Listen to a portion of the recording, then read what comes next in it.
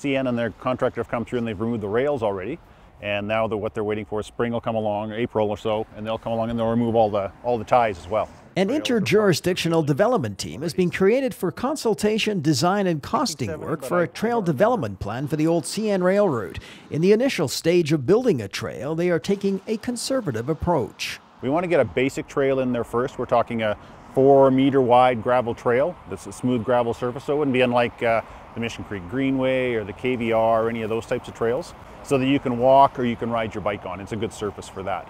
In the future, you could come along and pave it because it's still suitable for paving. So we're trying to set a good base for the future to really just to address an immediate need or opportunity. That early design should also include signage, fencing, road crossings, and safety barriers for pedestrians and cyclists. There are numerous places where the rail crosses roads.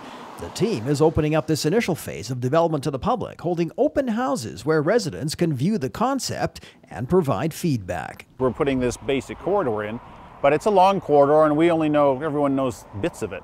But particularly for the people who live in an area, they may know more about it or have more ideas about it than someone removed from that corridor would be. So we want to hear about that, or other issues that they might be concerned about, so that when we come back to do the detail design for the construction of that bit, we can start to address those types of things.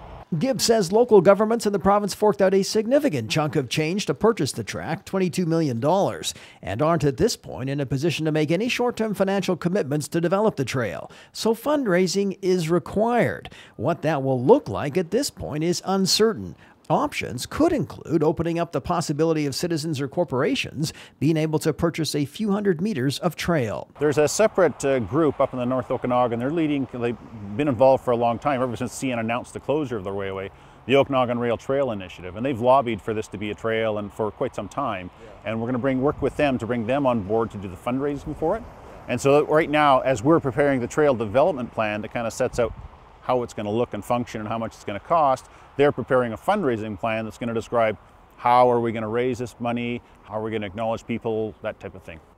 The rails are long gone, but there's still a lot of work to be done picking up the ties along the track. As you can see from this stretch in Lake Country, and picture it on a sunny day here, this is some of the most picturesque lakefront property in the valley. That scenery and connection to Okanagan cities beckons major tourism potential, not unlike the Kettle Valley Rail Trail. Further into the future, the route is seen as a transportation corridor. Let's say 100 years from now, this is more of a metropolis from Kelowna to Vernon. It's much more dense, there's many more people, there's a very strong internal economy, and it may dictate, oh, you know what, we need a light rail route.